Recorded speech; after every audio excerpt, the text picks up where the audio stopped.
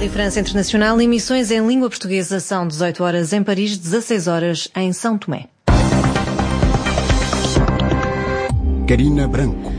Bem-vindos à nossa segunda emissão deste sábado, 14 de agosto. Vamos aos títulos deste jornal. Primeiro-Ministro de São Tomé e Príncipe anuncia que o Governo está a investigar uma alegada tentativa de subversão da ordem constitucional. O Presidente de Moçambique denuncia a existência de esquema de compra de cartões de vacinação contra a Covid-19. França voltou hoje a ter novos protestos contra o passe sanitário e a vacinação. E Lionel Messi é hoje apresentado aos adeptos do Paris Saint-Germain. No controle técnico está Moussa Al-Chili e o jornal começa agora. Praia 99.3 FM. No Haiti foi registado um sismo de magnitude 7.2 na escala de Richter, que foi sentido em toda a região das Caraíbas. A Proteção Civil do país já disse que há vítimas mortais, mas não avançou com números. O país ainda está a recuperar do terremoto de há 11 anos, de magnitude 7, que matou dezenas, se não centenas de milhares de pessoas e destruiu vários edifícios, deixando milhares de desalojados. Em São Tomé e Príncipe, o Primeiro-Ministro anunciou que o seu governo está a investigar uma alegada tentativa de subversão da ordem constitucional.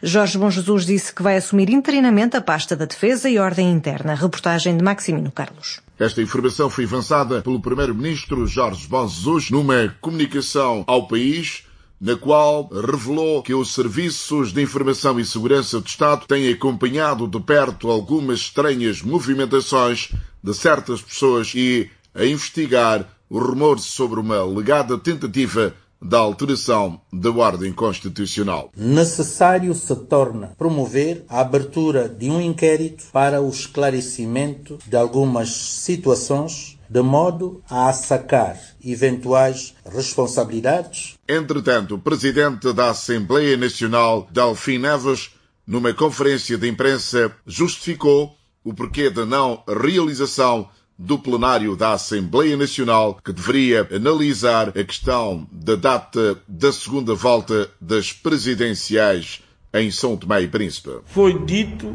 que, por uma questão de prudência, seria aconselhável adiar. E a reunião ficou marcada para terça-feira. Maximino Carlos, São Tomé, RFI.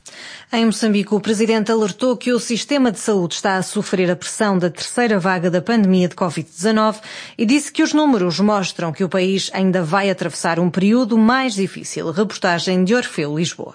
Numa altura em que a terceira vaga da Covid-19 está a ser severa em Moçambique, o Presidente da República vê denunciar práticas que põem em causa os esforços de combate contra a pandemia. Contrariamente àquilo que esperávamos, que vacinas podiam ser vendidas, não sei se isso está a acontecer, mas agora as pessoas estão a comprar cartões de vacinação para dizer que vacinou enquanto que não vacinou.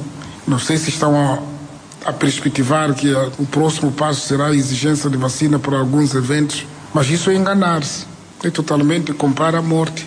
Apela por isso Filipe News que os cidadãos adiram à campanha de vacinação em massa contra a Covid-19, iniciado no dia 4 deste mês. As vacinas são uma ferramenta poderosa no controle de pandemia, porque oferece proteção contra as formas mais graves da doença e previne a mortalidade, mas também servem para mitigar o impacto negativo da pandemia nos setores socioeconômicos. Moçambique prevê vacinar contra a Covid-19 17 milhões de cidadãos até ao final do ano. De Maputo para a RFI, Orfeu, Lisboa. E no centro de Moçambique, apesar do aumento de casos, os passageiros ainda resistem a máscaras. Relatos dos cobradores dos transportes que dizem viver com medo num subúrbio de Chimoio, a capital de Manica.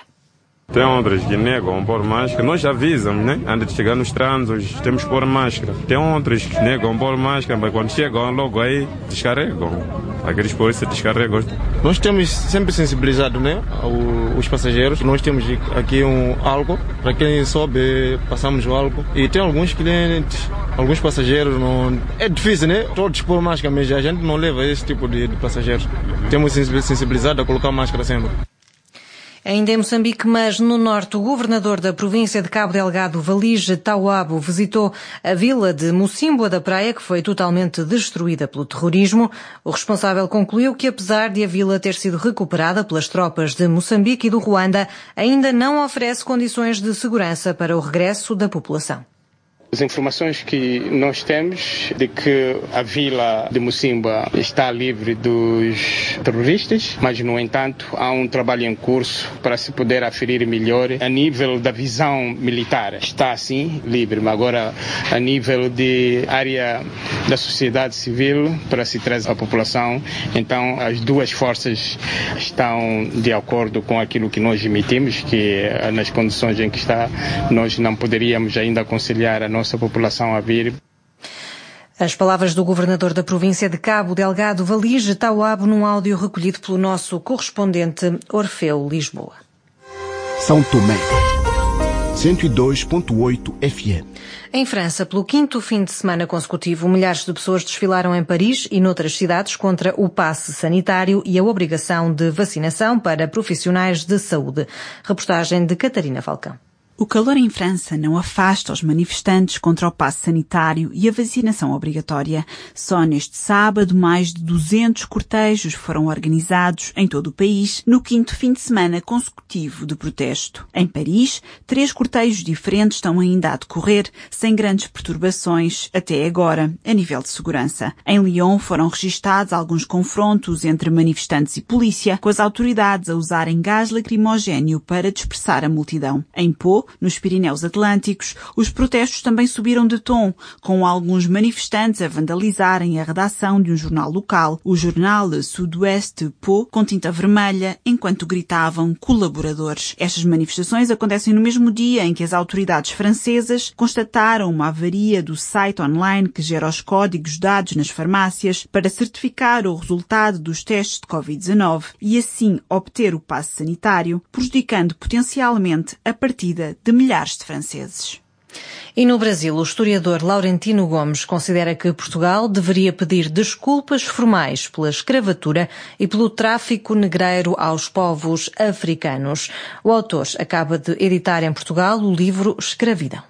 Portugal deveria pedir desculpas pela escravidão ou não? Essa é uma discussão importante, né? Eu sei que o presidente Marcelo Rebelo de Souza, que eu respeito muito, tenho grande admiração por ele, até hoje ele não considerou essa hipótese. O presidente Luiz Inácio Lula da Silva foi ao Senegal e pediu formalmente desculpas pela escravidão na Ilha de Gorée. O presidente Marcelo Rebelo de Souza não. Eu acho que ele deveria pedir desculpas, o que não significa sair se chicoteando, né? É apenas uma questão de enfrentar o passado, as dores do passado e reconhecer que houve injustiças grandes, porque eu acho que o perdão é o primeiro passo para a reconciliação.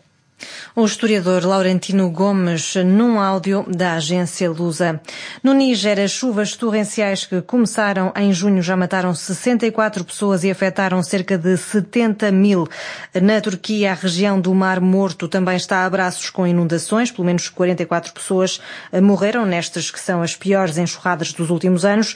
Também no Japão, chuvas torrenciais estão a causar inundações e desabamentos no oeste do país. Mais de 1 milhão de pessoas foram solicitadas a deixar as suas casas no departamento de Hiroshima e do norte da ilha de Kyushu. No futebol, o Paris Saint-Germain defronta esta noite o Estrasburgo, num jogo a contar para a segunda jornada da Liga Francesa, e vai ser apresentado aos adeptos Lionel Messi. Para Henrique Mendes, jornalista que segue o PSG, os adeptos estão eufóricos. Sim, os adeptos estão claramente motivados e nunca talvez mostraram tanta energia e tanto amor pelo reforço. É um dos melhores jogadores do mundo e os adeptos também não escapam a esta regra. Para eles ver talvez o que era impossível no passado, ter um jogador deste tamanho, um jogador como Messi, até o Ronaldo também já foi apontado para o Saint-Germain, talvez aí isso fosse impossível há poucos anos, quando tipo o Paris Saint-Germain era do Colônia Capital, mas lá está, esta força do Paris Saint-Germain, é só o Paris Saint-Germain que pode ir a buscar um jogador deste valor e deste tamanho e oferecer assim tudo o que é grandeza em termos de desportivo e em termos financeiros. Paris Saint-Germain tem a Joconda e agora tem Lionel Messi. Lionel Messi era o jogador que faltava para vencer a Champions? Não sei se podemos dizer que é o jogador que faltava para vencer a Champions. E eu acho que o Paris Saint-Germain nunca teve um conjunto de jogadores tão fortes. Todas as posições o plantel do Paris Saint-Germain está em grande. E Messi é a cereja no topo do bolo e vamos estar o bom caminho aos seus companheiros para ir buscar a Champions. Ouvimos Henrique Mendes, jornalista desportivo, entrevistado por Marco Martins.